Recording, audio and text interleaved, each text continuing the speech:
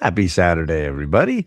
I hope you're doing something fun this weekend, enjoying the better weather than we've had lately. So cheers, everybody. Mm. It's like really hot here in Southern California. We're talking like 80, 85 degrees in certain places where I'm at.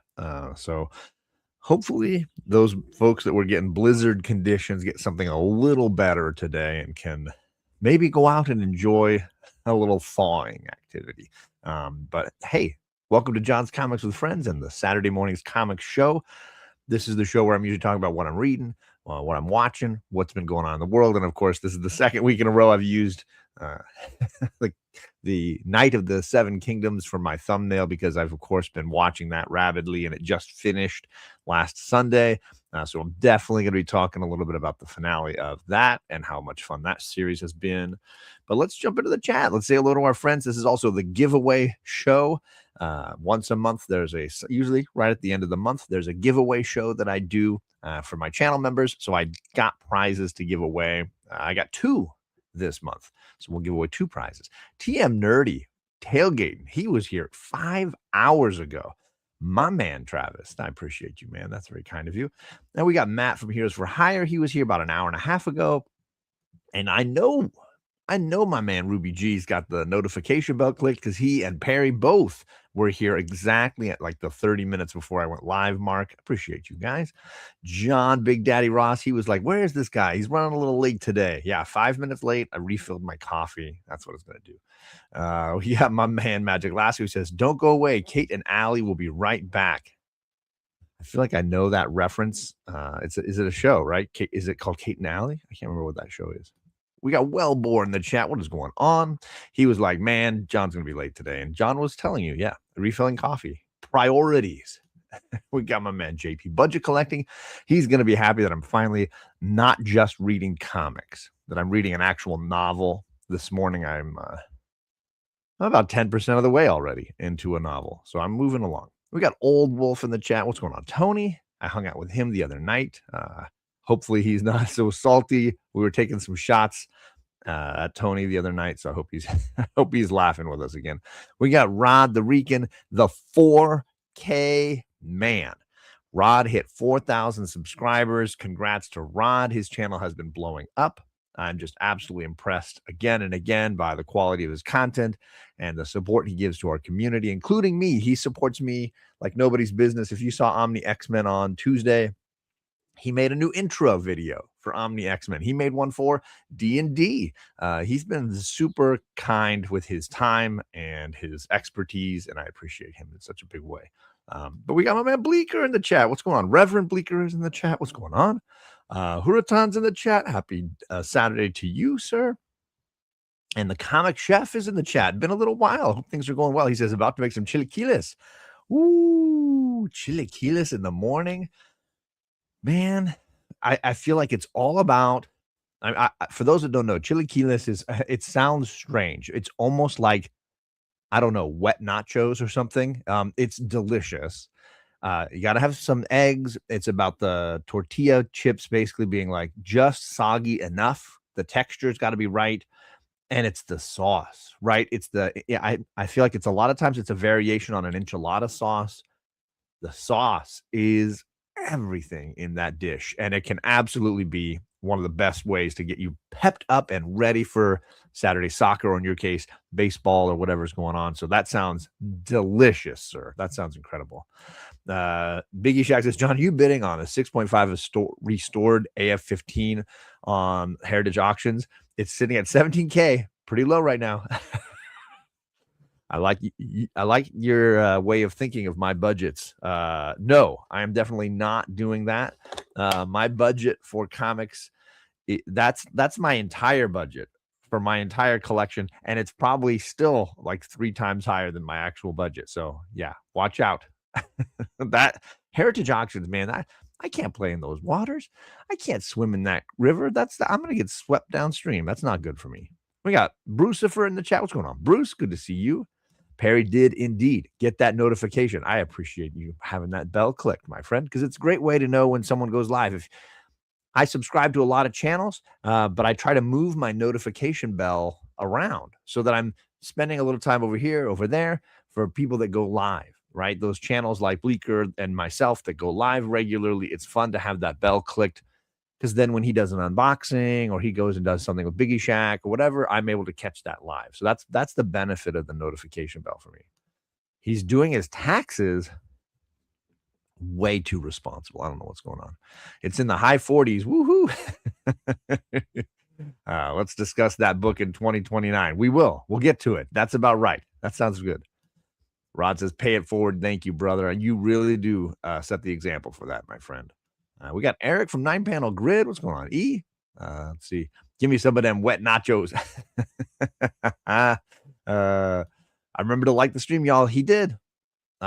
This guy's hilarious. And that clip that you keep sharing of me sharing that storm photo or art piece. I'm never going to live it down, but it's such a great it's so funny. It's such a funny dialogue, that scene. I'm dying. Every time you share it, I'm laughing my butt off. So thank you folks for hanging out in the chat. I'm having my coffee this morning with y'all, and I'm going to spin a wheel right off the bat. So I'm going to share. Which screen am I sharing? All the different screens. Share all the screens. This one, yes. These are the folks from my New Mutant squad. Perry is on this list, and oftentimes Perry makes it onto the big wheel from this list. We have exactly, 13 people, so that means I'm spinning this wheel 3 times. We're going to pull 3 names off of this list. Let me shuffle it. Where's the shuffle button? There we go. 1, 2, 3. We've got some new folks on the list, so we'll see who gets to make it to the big wheel. Here we go. First spin, and we're going to throw, it looks like Matt. Hide him. I'm going to shuffle it. 1. Oh, nope, sorry. Sorry, I'm not going to do that. Close that. Nope, thank you. Shuffle it. 1, 2, 3. And I'll spin it one more time. Here we go. Add Heroes for Hire to my other list. Heroes for Hire. And the winner this time was Paul from Sector 2815. I'm going to hide him. And I'm going to shuffle 1, 2, 3. And I'm going to spin it one more time. Hopefully, I didn't hear it spin. It did not spin. Come on. There we go. Sector 2815. And the third person is D.O. Wolf. No luck for Perry this time around. Womp womp. So I'm going to add D.O. Wolf to the big spinner, and then a little later I'll spin the big wheel and give away the big prize. The big prize for my channel members this month was the first appearance of Angela. This is Spawn issue number 9. So I'm going to give this away to my channel members. Somebody's going to win this one. Somebody on the big wheel is going to get a shot at this book. I'm also at some point later in the stream going to give away the two small hardcover editions. Small meaning like not oversized. The 2 regular sized hardcover editions that make up Tom King and Greg Smallwood's amazing Human Target series. So I'm going to give that away to somebody as well. So 2 prizes for my channel members. And then those are the prizes for February. And I'll show you the big prize. Where is it? Yeah. For March. Yes, indeed. At the end of March, I'm giving away an all-in special number 1, signed, if you can see it there, by Scott Snyder, and the COA upside down on the back. So this was a Midtown Comics signed copy, and that'll be the big prize for the end of March. If I end up getting a second prize in there, we'll see if I am able. Oh, this one does not want to fit back in there. What's going on? There it is. So hopefully something awesome for folks in the chat, some things that people may want to read or enjoy or flip and resell and do whatever they want with. So it'll be yours. So congrats to the people that made it onto the big wheel. Look at all the noxious Joker gas. You can tell how much coffee is left in my cup there. But yeah, let's talk TV. The main thing for me lately, I have been enjoying a lot of great television. A lot of shows I really love are back. Their new episodes are dropping. Some new shows I'm discovering for the first time are back. And the big one, I think, on everybody's watching list right now, if you have HBO, the show that I think everyone's talking about is the Night of Seven Kingdoms, because it's a show that's capturing, I think, all the Game of Thrones joy from those early seasons that I think maybe House of Dragons was struggling with a little bit. We got my man Alec in the chat. What's going on? White Whale, how you doing, sir? Hope Saturday's going well. Hope you don't have to work too much today. Getting ready for, was it MegaCon's coming up, right? For you guys. But yeah, Night of the Seven Kingdoms, whole lot of fun. If you loved the early seasons of Game of Thrones, I think you should absolutely be checking this series out. I get it if House of Dragons isn't scratching that itch. I think House of Dragons feels a little too, I feel like the characters aren't relatable as much, maybe. And so the character, there's so many Targaryens, and the Targaryens, let's be fair, are somewhat hoity-toity and harder to relate to. It's the reason why I think the original story works so well is because you're connecting to the Starks, and the Starks are relatable. The Lannisters and the Targaryens and the Baratheons all seem very, distant. And it takes several seasons of the show and several novels before you can really connect to characters like Jaime, right? And so the challenge is, how do you do that with House of Dragons, where all the characters are kind of royal and snooty and rich and rude and despicable in some way or another? So that's the tricky part.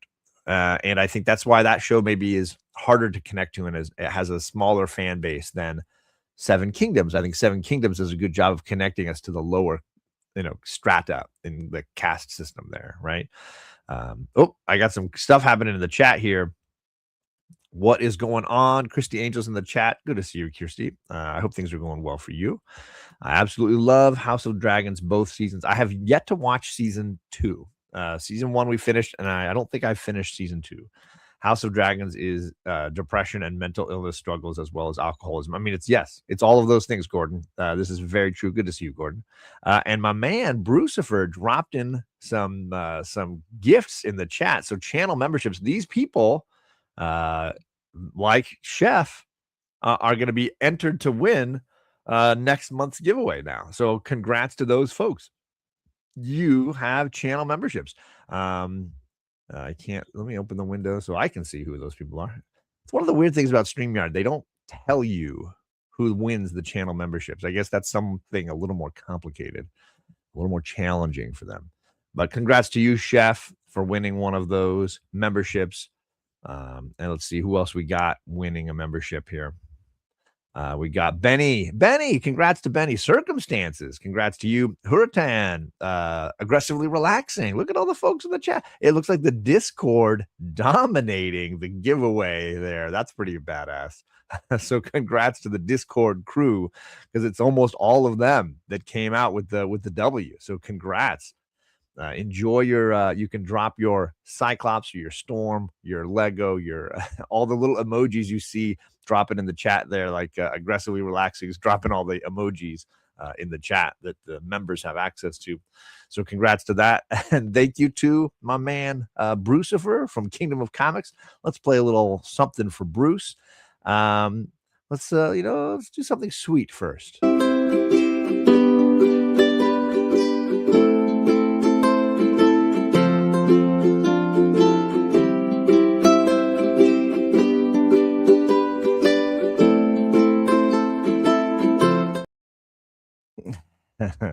That's what we in my family call Charlie's dog, Riley, which was one of my dad's many golden retrievers, but the one that was obsessed with Charlie and would just like lay and flop on Charlie, and like whatever Charlie wanted, Riley was down for it. They were definitely like besties for the whole time that Riley was alive and Charlie was alive.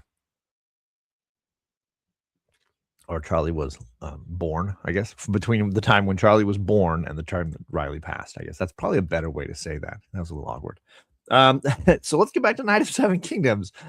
Great series, short series, only a handful of episodes, and it really captures the essence of the original Dunk and Egg short stories. They're sometimes called the Hedge Knight, sometimes called the Night of the Seven Kingdoms. So there's several different names for it, depending on which collected edition you read first or how you first discovered them. I read them, I want to say, after catching up on Game of Thrones novels and read all the books. I wanted more, and I found the Dunk and Egg stories and went and read those short stories to go with it, and they were very fun. I didn't love them as much as the novels and as much as the original sort of Game of Thrones stories, but it felt in keeping, right, with those stories. So I'm excited to see where this goes. Of course, I knew the big twist reveal in, I think it's episode 3, so I was ready for that. But the way they capture some of the things, the trial by combats, the jousting tournaments, the Game of Thrones things that are being played behind the scenes, I think they do a really good job of capturing all of that. And that's ultimately that's the highlight for me in a big way. Sorry, Alec. If you like the Hedge Knight, its audiobook is like 3 hours long and is on YouTube. Oh, that's cool. That's good to know. All the Discord lurkers, yep, you better be ready. They're spying. Usually what happens is one Discord person shows up in the chat, and I know that they're probably streaming it to the Discord, and then everybody comes, rushing over. So you never know. You never know.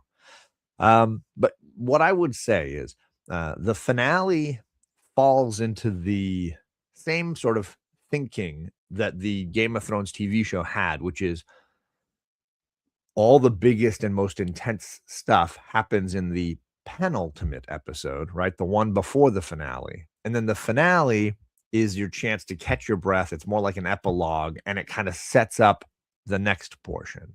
So I would say, don't hold your breath on the idea that the final episode of the season is going to be the big one. Game of Thrones usually flips that around, and it's the second to last one. That's the big episode. And it was true here. But I will say every episode worked really, really, really well. And every episode had excitement and intensity and energy, and I really enjoyed it. So yeah, it gets very high marks for me. Again, captures the early seasons of Game of Thrones very nicely. Lots of great twists, very connectable, relatable characters, and I think it will be a series that will be exciting. I don't know how long it can go. Those Dunk and Egg stories, it's not like there's a ton of them, and it's not like they take over a massive period of time.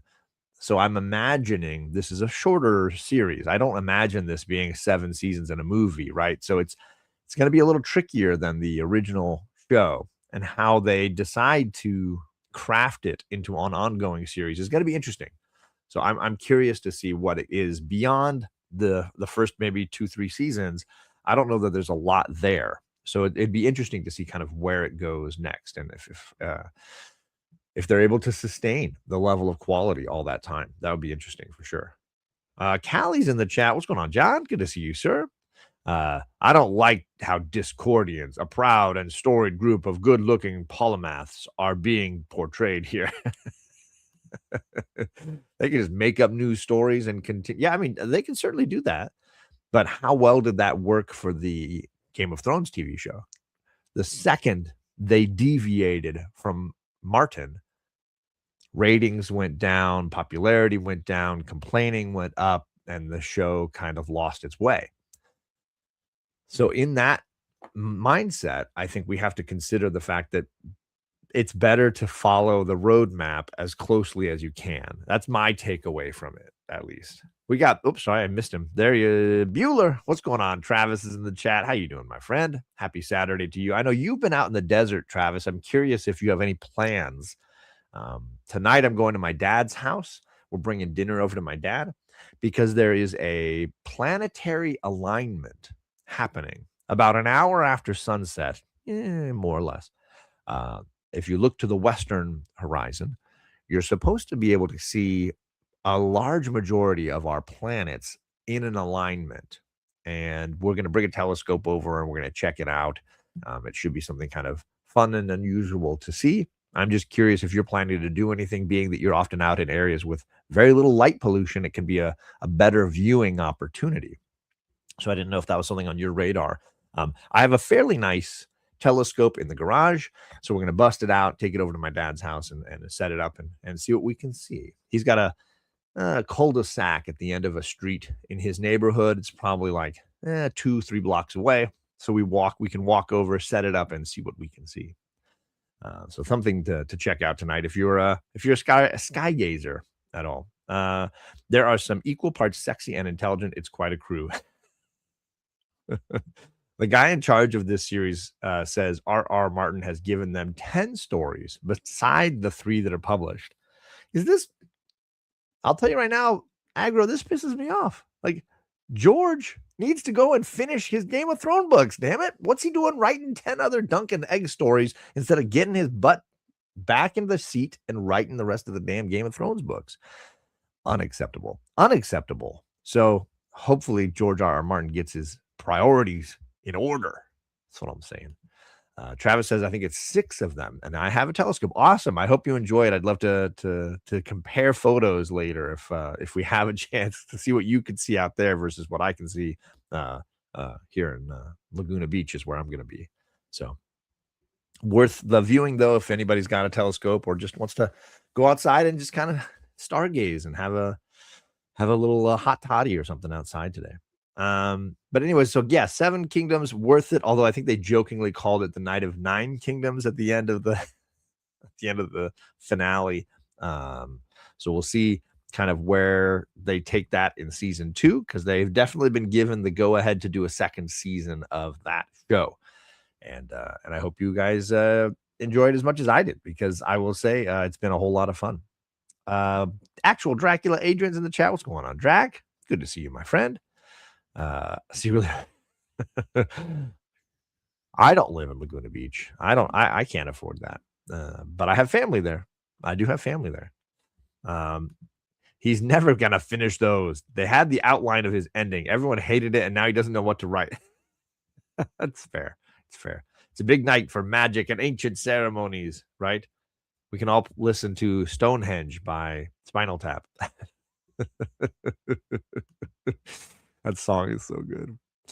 Yeah, so there you go. There's one TV series that I've been loving and enjoying, but this is another one that I've been loving and enjoying. If you guys aren't watching Shrinking, I don't know, man. It's just such a wonderful show. Everybody on that show is so unbelievably talented.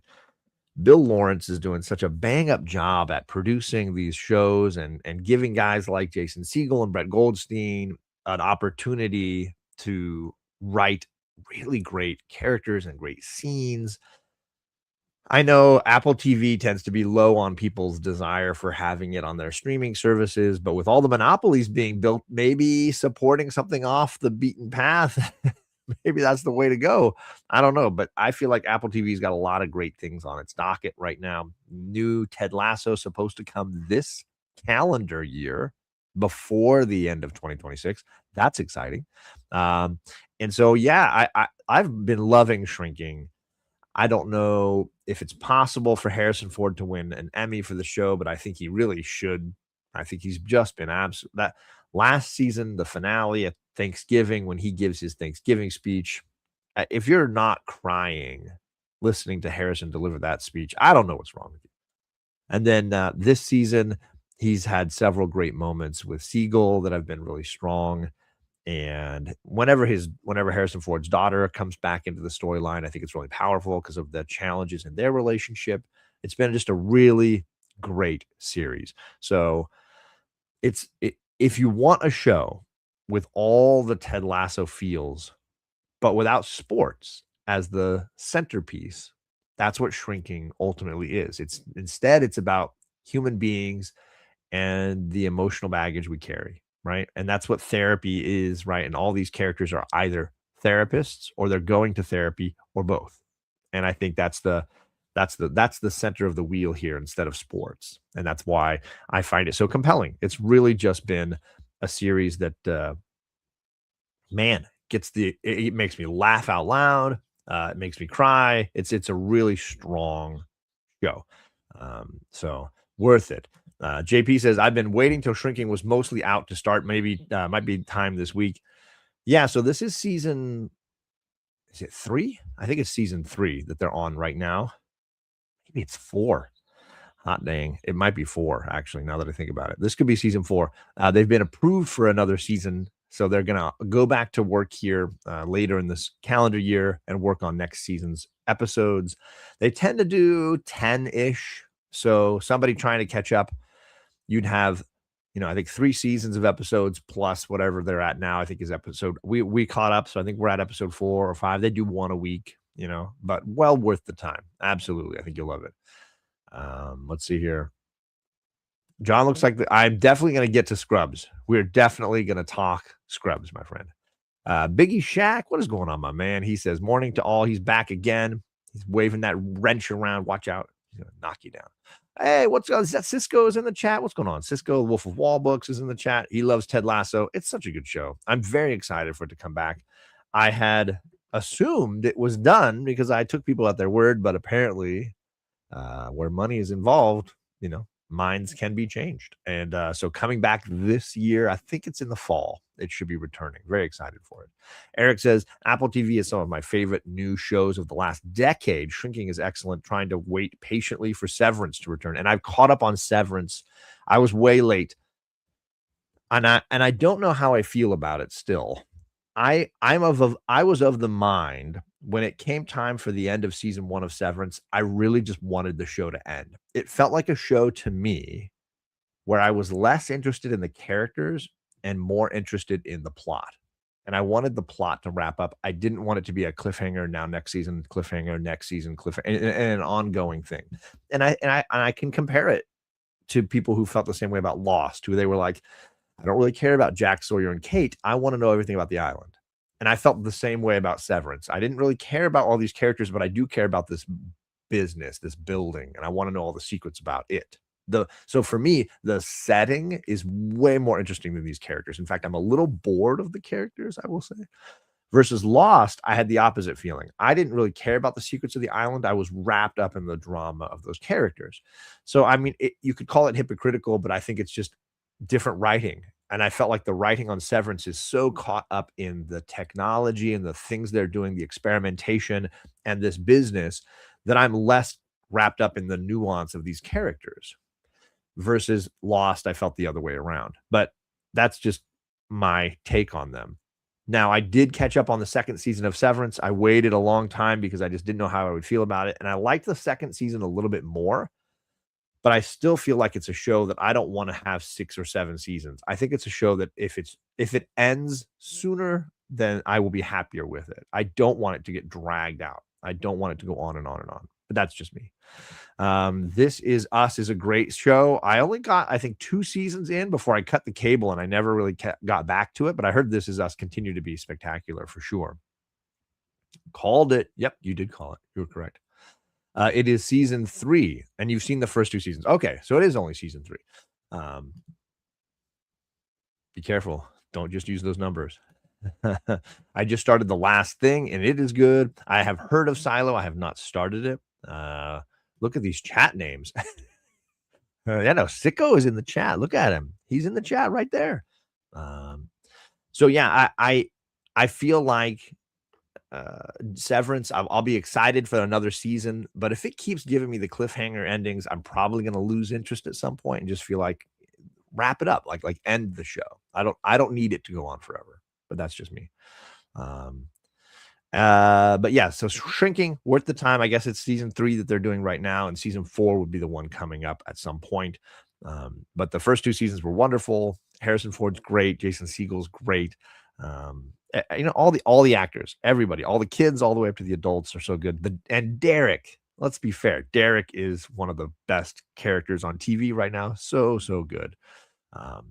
I don't think it's ended. No, there should be another season of Severance. It didn't really end. So the second season has a cliffhanger, but that's how I took it. Silo is great. I ended up reading the books and ruined it for myself. Uh-oh. We'll see if I can get to that. Yeah, so that's kind of where I'm at with Apple TV and kind of what I've been watching over there. Whoa. Let's see here. Save. And my man, just for my man, Chris Chaos and Comics, I will happily get into this series, which came back. There are 2 episodes streaming now on Hulu, and it's great. I love Bill Lawrence. I think he's a very funny creator. I think he's got a very strong skill at creating jokes that feel not mean spirited, but feel connected to the characters and the stories that they're going through. It's a really I loved Scrubs. I've seen the whole show at least twice all the way through. Discounting the season that was kind of like they brought in new doctors that final season, throw that out. Ignore that season. That season doesn't matter. Um, and so what I will say is the two episodes they've dropped so far for the new season are great. They fit right into whatever you remember from Scrubs. So I would highly recommend them. I think if you were a fan of the show, you'll be a fan of the relaunch or the new final season. I don't think it's going to be an ongoing show for terribly long. All those people seem to have busy lives and jobs. This might have just been a one-off kind of a thing for them to end it the way they maybe wanted to end it the first time. But it is great, and I highly recommend it. So yeah, if you liked Scrubs the first time, you will like the new seasons, the new episodes. But they've only dropped 2. They might end up doing 20 or 15. So it could obviously take a big nosedive. But what I got so far is exactly what I wanted. The comedic talents of every single one of those actors is still sharp as can be. Obviously, they've had some passings. The head of the hospital has passed away from the original series. So he won't obviously be returning. So some of the actors, obviously, we won't have anymore. Some of the characters died, right? So some of those characters won't be returning. The series is a little different, but I really thought it was hilarious. The original show was filmed at a hospital that had been kind of abandoned, and they turned one floor of the hospital into like the writer's room and one floor into like storage and production units, and then they filmed on 2 or 3 floors and out front. And they basically just turned it into their own little studio. And it was great because they always said that they didn't have to worry about executives coming by and poking their noses in and messing with their scripts or anything because they were removed. The studio executives couldn't just take an elevator and a golf cart ride over to harass them. They would have to like get in a car and drive across LA to deal with them. So they felt like they had this little like alcove to hide away as a result. But they can't do that anymore because that hospital, I believe, has been torn down. So I think it's gone, right? You were born there? What? You were born there? Oh my goodness. Um, so yeah, look at you. I believe the hospital's gone though, right, Chris? I don't think it's there anymore. So I think they had to like recreate it on a studio a lot now. So now it's like in a different kind of place. We shall see. My man M. Preston's in the chat. What's going on, Matt? Good to see you, my friend. He was over on Magic Lasso's channel. I think it was just last Sunday, doing one of the Fanboys Live and the retro review shows. Such a great community member and so knowledgeable. Absolutely incredible. It's good to see more of Matt across the YouTube universe. Shocker. Breaking news. Lost fan says he hates cliffhanger endings. Nailed it. Let's see. Let's see. Delightful Derek. Yes, Derek is delightful. And I believe it's just Derek is the Derek that we love on Shrinking. I hated the endings in the book. So these are the Silo books. I believe those gentlemen are talking about there. And I have not read any of those. It is torn down. That part of Downey has ghosts now. Oh no. All right, so that leaves one television show I have yet to talk about, and I'm again, as always, I'm a little bit behind. Actually, I've got 2, but let's do The Pit next. I'm finally watching The Pit, and that just shows how slow I am. I'm definitely behind the times.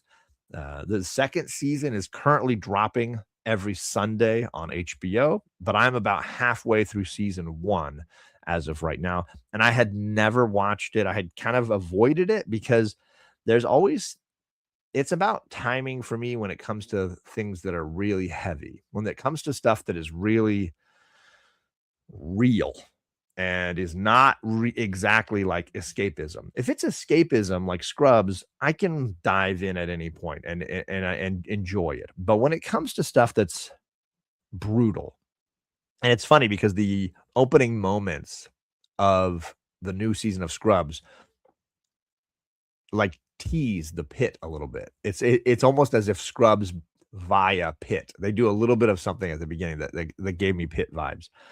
But the reason I didn't watch the Pit right away is just because I felt like I was going to have a hard time emotionally experiencing it without just being wrecked. For those that don't know, this is basically if we had a slightly more realistic ER set in Pittsburgh, but done in the form of 24, the Kiefer Sutherland show, where it's in real time. That is what the Pit is.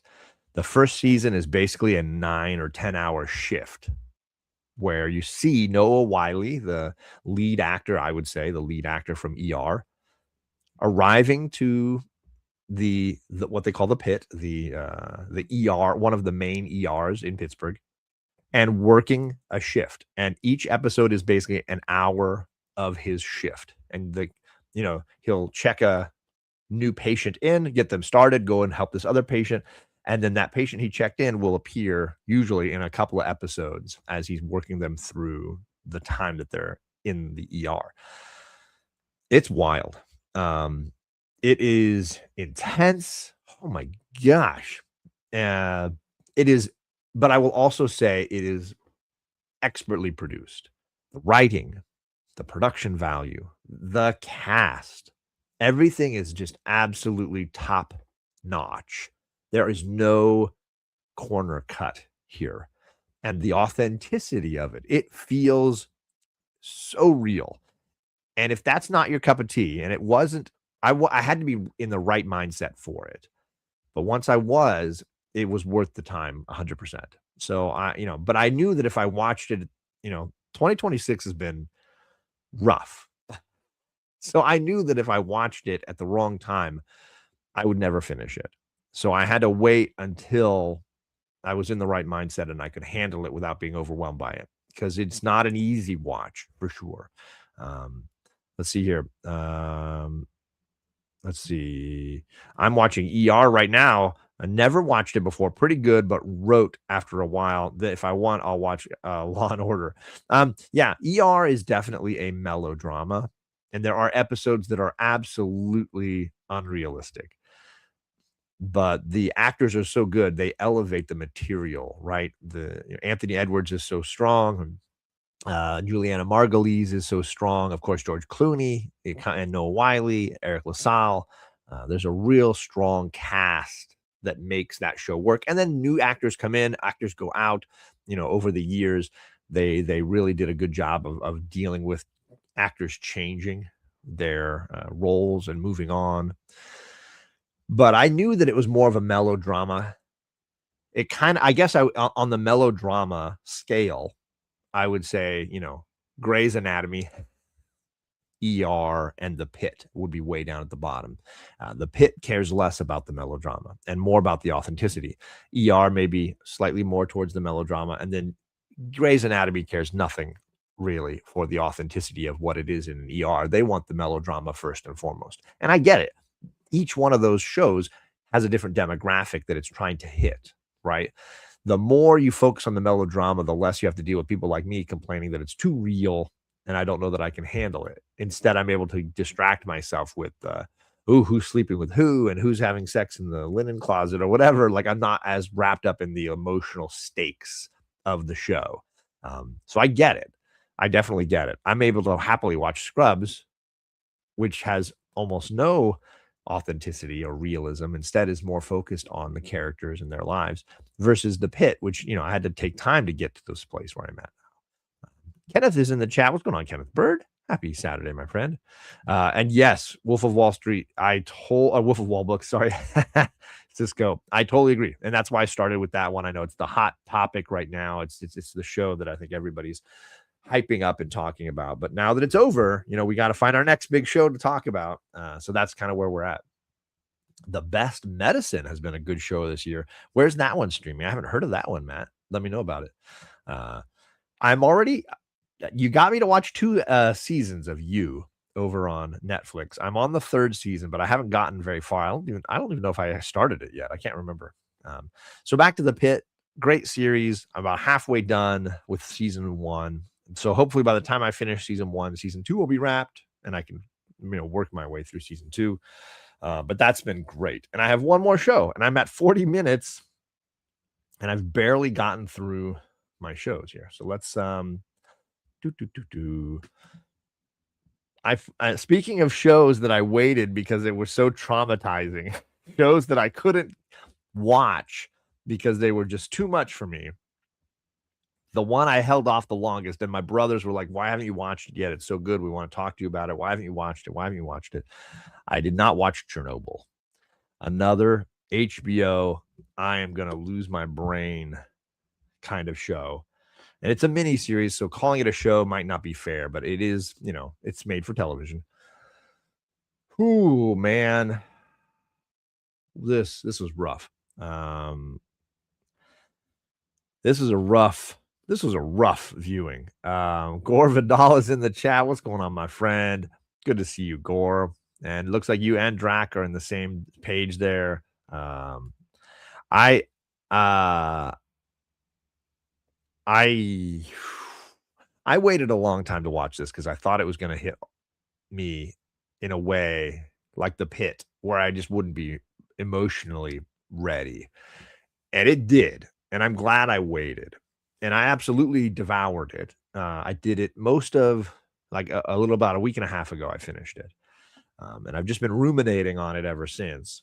And it reminds me a little bit of Zodiac in the way that it is an absolutely uncomfortable material attempted to be presented in as authentic a manner as possible with writers and production designers and filmmakers and actors who are all on the same page as far as trying to be as authentic as possible.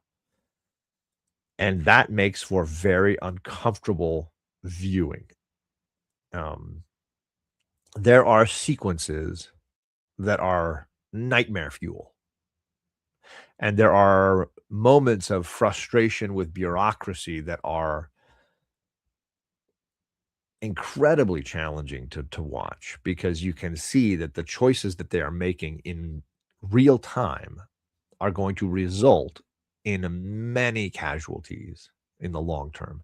So you watch those characters and they are real people having these conversations that in some way or another were similar to real conversations that were had, and that the outcome of those conversations, especially the first couple episodes, the choices that the characters are making have real world mass casualty impacts, right?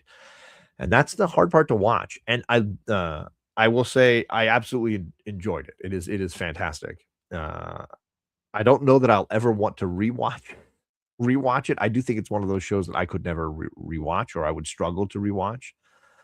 But I wanted to highlight at least the format of it because I think if I don't think I needed to know it going in, but I think if I had known how much thought went into the sort of painstaking structure of it in advance, I would have probably uh, been more motivated to watch it. Um, what it what I'm saying, what I'm trying to get at is the filmmakers do a really thought out job of avoiding the discussion around what really happened until the final episode.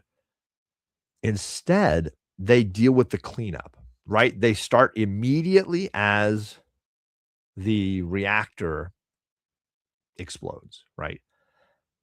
And then we go from there all the way to the trial in Russia. And that, when we get to the trial, is the time in which we finally go back to before the explosion and get a discussion around what happened and how it happened. I love that. I love that decision. Rather than give us all the how did it happen and then go through the accident and the cleanup, which would have a very kind of anticlimactic ending, in my opinion. Instead, they make us feel what the characters are feeling by dropping us right into a catastrophe and have us be doing all these things simultaneously. Save those lives, clean up the mess, rescue these people. How did that happen? Run an investigation, deal with political fallout. All of these things are happening simultaneously. And that's the drama of this story. And it's the reason why you need a Chernobyl rinse and a bath and a fluff like Ted Lasso, right? For sure. Um, so I think that conceit, that structure, that story planning is the best part of Chernobyl for me. That decision to tell the story in that fashion is the reason I think it works. And it's an easy thing to overlook. I think it's an easy thing to ignore when it comes to the quality of that. I think it's easy to look at, the decision making. I just don't think that there's many people that would choose to tell the story in that manner, that would choose not to tell it chronologically or to skip around in time as you're telling the story. Instead, there's very little interest in them to skip around. It's very much a linear story. They just start right at the accident and go all the way to the trial. And when they get to the trial and we're getting witness testimony, that's when we go back and we see it. And I think that's what makes it work structurally and from a story standpoint. I think that's what makes it work, and that's why I liked it so much.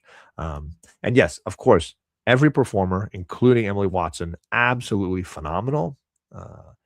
And it's a ton of actors who are either character actors who maybe you don't recognize from Adam, or great actors like Stellan Skarsgård, who but they've never really had like the opportunity to be the main lead in an American production of something or other, right?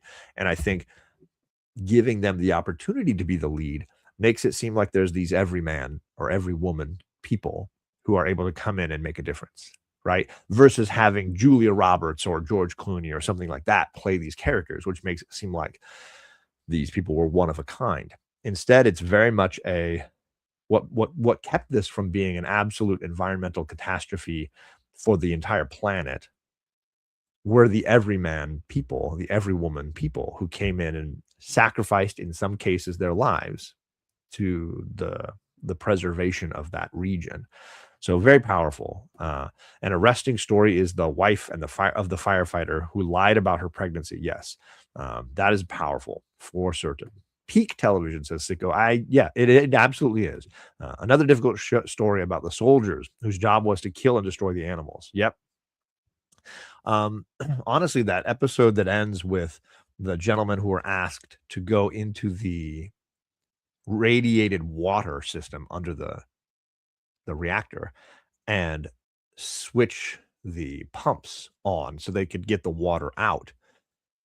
And they're dealing with being in total darkness and the bulbs in their flashlight like melting, like the radiation being so intense that it was killing the flashlights they were trying to carry with them so that they could navigate their way through these things.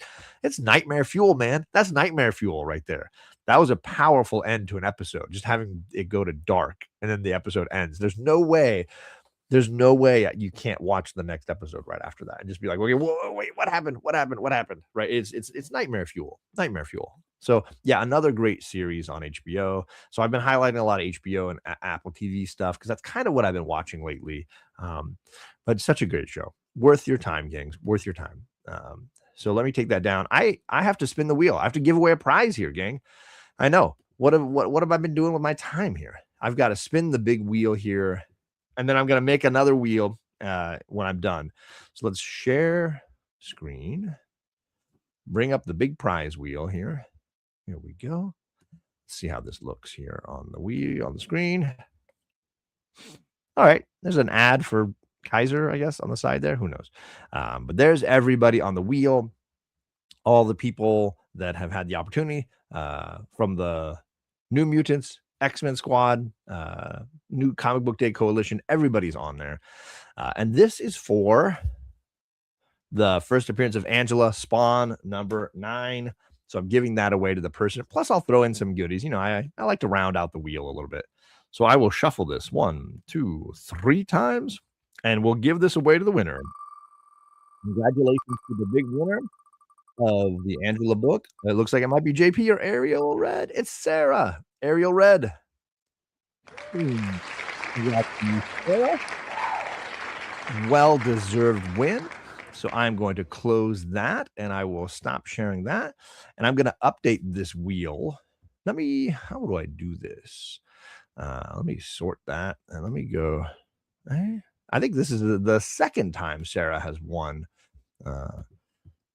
in this competition. Let me see if I can open up another wheel here. I might need another randomizer wheel for that.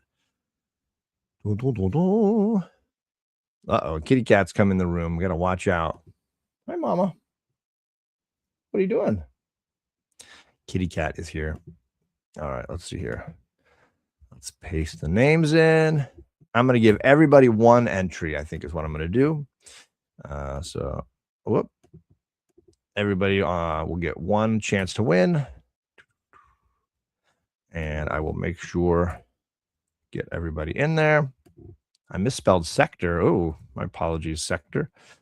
Let's see. And I want to make sure I get all the names off of this wheel. Let's see here. How do I do that? Okay, let's see if I can copy and paste this. I don't know if I can. Copy. Fingers crossed. I don't want this. Let's see here. Can I do it? Can you dig it? It added Scott. There we go. Okay, nice. It did. It did everybody. That is fantastic. I'm happy to hear that. I got Heroes for Hire Matt on there. Let's see. And I want to make sure Dio Wolf is on there twice. So I want to get him off there once. Perfect. Okay. Nice. Okay. I can shuffle that. Look at that. Yay. Okay. I'm excited. You guys got to see it. Yes. Congratulations to Sarah. She is one of the new Comic Book Day Coalition members. Appreciate Sarah. I will reach out to her on Instagram, and I'm going to share screen. This one is for the Human Target 2-volume set. Let's see if I can get that wheel to pop up here. There we go. There we go. Some fun advertisements. I don't know what it's selling now. Is it? It looks like a medication. Hopefully, you can all get Linquet for moderate to severe something or other. I can't even read it. My eye. Hopefully, it's not for vision because I might need it. So there we go. There's the big wheel that I'm going to be doing. This is everybody who's a channel member at any level getting one entry to potentially win the Human Target set of hardcovers. So let's shuffle 1, 2, 3, and let's spin the list and see who comes up with the victory on this one. Looks like Perry. Perry, you actually won a prize. He has come so close so many times. Perry, I got to say, you're going to love this. So let me stop sharing this. Perry, you're going to love this, dude. You're going to love this. So this is The Human Target from Tom King and Greg Smallwood. It is a murder mystery. It is a noir story with incredible artwork, giving it like a pulp kind of fun style to it. This book is gorgeous. It's fantastic. It gives you all sorts of great characters. You will absolutely love it, dude. I will box that up and send that out to you, dude. Yeah, that's going to be some fun reading. It's also a quick read. I think you'll absolutely love it. 2 nice, beautiful hardcovers. I read them one time, and then I bought the oversized single hardcover, which just came out recently. If you're looking to pick it up, worth the time, if only for the beautiful Smallwood artwork. And this guy draws the daylights out of these books. It is absolutely stunning. There's that awful Guy Gardner, just a face you want to punch, right? Guy Gardner. So congrats to Perry and to Sarah. So there you go. That is the shows I've been watching, the prizes that I am giving away. The last prize I want to mention is for next month. So anybody who's a channel member in the month of March, like all those 5 people that Bruce gave gifts to, you will be entered to win the all-in special signed by Snyder with the COA on the back. That is in my prize giveaway for March.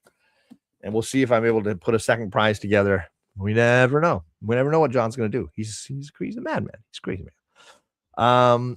The only other things to mention, I am looking at potential Comic Cons for 2026. My local con is WonderCon in Anaheim, and I'm finding out that it's the same weekend as Planet Con, as Marcus would want me to mention, and the same weekend as C2E2 and a few other, the Blues City Comic Con. There's a bunch of Comic Cons that weekend. It's a bad weekend for cons because there's only so many creators in the world, and they have to pick one or the other. I know Scott Snyder, Tom King, they're coming to my con, so I can get my Scott Snyder stuff signed, apparently. So we'll see how that impacts mine. The convention is basically 1 month from today. It's the 27th, 28th, and 29th of March, just like, again, C2E2 and those others. I would likely go to at least one day of WonderCon. I'm not sure which day. My daughter, Charlie, has a soccer tournament for 2 weekends in a row. It's the weekend before and then the weekend of WonderCon. So it'll be a little bit tricky depending on her games. I'm not going to try to prioritize comics over my kid, although I have done that in the past. So we'll see how that, comes out in the end, how that comes out of the wash, but we'll see. So far, the con, I'm not super impressed with the people that are coming. I haven't seen any huge names other than King and Snyder. The names seem to be smaller names. So we'll see. And I've gotten everything I want signed by King. I don't know if there's anything I really want to take in. I don't know. Maybe there's a hardcover. Yeah, I mean, maybe I bring in the Human Target hardcover and have him sign that. I don't know. So, yeah, I'm still thinking about it. I would be going more at this point to see friends like Paul and the 619 and Cisco and some of those awesome guys. Brought Rob. Rob's Fat Stacks is going to be there. I think JD and Doreen will probably. JD from Raging Cajun Comics and Doreen from Batmite would probably be there. So I'm going to balance those things out and kind of see what it looks like. I didn't really go over what I've been reading because the truth is I had no new comics this week, and I had already caught up on my comic reading last week. So I'm pretty much good on my comics other than stuff I'm reading for upcoming shows. Like I'm reading Local Man for JP, and I'm reading some Black Panther, which is right here behind me, the omnibus. And I'm reading some of that for No Good Comics. So definitely some things I'm reading there. But the main thing I'm reading right now is Project Hail Mary. And I'm about 10% of the way into that book. I'm reading it on my iPad.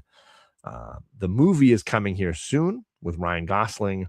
The novelist is the same gentleman who wrote The Martian, which they made into that movie with Matt Damon. So I'm excited for the film. I wanted to try to read the book before the movie. So I'm hoping to read through the book most of this weekend and get at least one novel off my Kindle if possible. Feel a little bit better about that overall. Hey, Brian was in the chat. Brian was live this morning. He said some very nice things about me. I appreciate that, Brian. That was very kind of you, sir. He was shouting out a lot of new channels. I was trying to keep up in the chat by Christina was dropping links. I was trying to follow the channels. I think Brian is one of the best examples of somebody that does what Rod used to do a lot on the weekends on his channel, which is shouting out small channels, shouting out those channels that are coming up in the comic community, people who are starting to put their feet into the waters of content creation and share what they're doing, whether they're just trying out with unboxing videos or review videos or whatever. I think there's never enough of that, right? There's never enough connectivity. There's never enough highlighting the greatness going on in our community, because I think sometimes it's easy to get wrapped up in, oh, this person's doing, he hated this book, or he crapped on this show or whatever, or now we're enemies, whatever. There's enough drama. There's never enough support, right? And so I was very happy to see that for sure. And yeah, right. And I think Rod got it from Tom, because Comic Tom highlighted Rod when Rod was just dabbling with YouTube. And then Rod took that on, and Rod made it his goal, right, to do those shout out shows he used to do every, was it Saturday or Sunday? And I'm trying to get Rod back to doing them, where he would share new channels and share new links and get people to find channels like he did for Brian, right? And to see Brian doing it, I think you're the best kind of torchbearer for that kind of content, and I appreciate you doing it. So it was wonderful to be in the chat this morning. I was making breakfast, I was reading a book, and I was drinking coffee, and I was listening to Brian. I was probably scrambling my brain first thing in the morning, but it was a very enjoyable experience and gave me all those vibes. And then Christina in the chat dropping those channel links so that people could hear from you about, oh, this person has great new content. Click the link, subscribe, and you're there. And I think that's we need more of that. I would love to have more of that in the world. So thank you for doing that, sir. And on that note, I'm gonna call it quits. I'm gonna drop the mic and walk out of here. As I mentioned, tonight I'm at my dad's house and do some stargazing because there's a planetary alignment happening. So bringing the telescope up there. So I will not be across YouTube tonight. I'm hoping to finally have Dungeons and Dragons return on Sunday. I know there were some weather issues going on for Old Wolf and the Boston, Massachusetts area last weekend with the blizzard. So hopefully we're all good to go and we have our D&D return on Sunday. And then Tuesday, we're doing Omni X-Men over on Justin No Good Comics channel next week. So you can catch me over there as well. I appreciate all the people coming by. Congrats to Sarah and Perry on their victories. I will try to ship those things out to them next week. But I appreciate everybody coming by. I appreciate all the support. And we will catch you guys again next weekend.